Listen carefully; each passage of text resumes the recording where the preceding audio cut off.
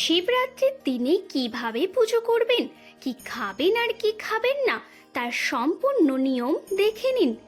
যদি আপনি শিব ভক্ত হন তাহলে এই ভিডিওটি অবশ্যই শেষ পর্যন্ত দেখবেন। শিবরাত্রি হলো ভগবান শিবের সবচেয়ে পবিত্র রাত।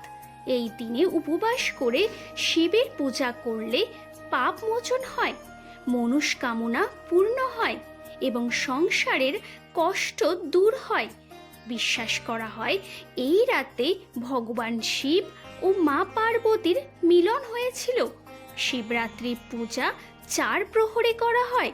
পরিষ্কার জামা কাপড় পরুন, বিশেষ করে সাদা বা হলুদ।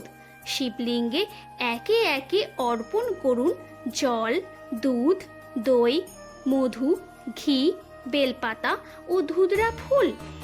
সাথে ওম নমঃ শিবায় মন্ত্রটি 108 বার জপ করুন।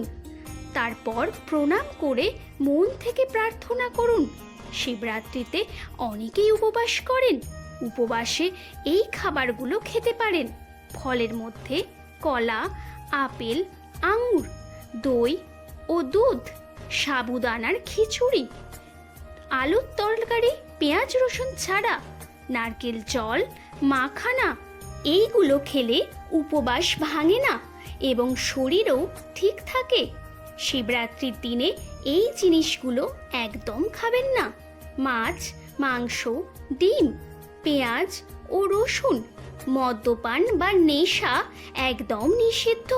তামসিক খাবার যেমন ঝাল মশলাদার ভারী খাবারও খাওয়া যায় না শিবরাত্রির দিনে। এইগুলো খেলে পূজার পবিত্রতা নষ্ট হয়।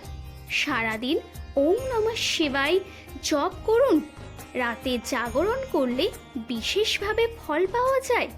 শিবের সামনে প্রদীপ জ্বালিয়ে রাখুন আর মন শান্ত রাখুন। ঝগড়া বিবাদ এড়িয়ে চলুন। যদি ভিডিওটি ভালো লাগে তাহলে লাইক, শেয়ার আর সাবস্ক্রাইব করতে ভুলবেন না। সবাইকে মহাশিবরাত্রির শুভেচ্ছা। হর হর মহাদেব।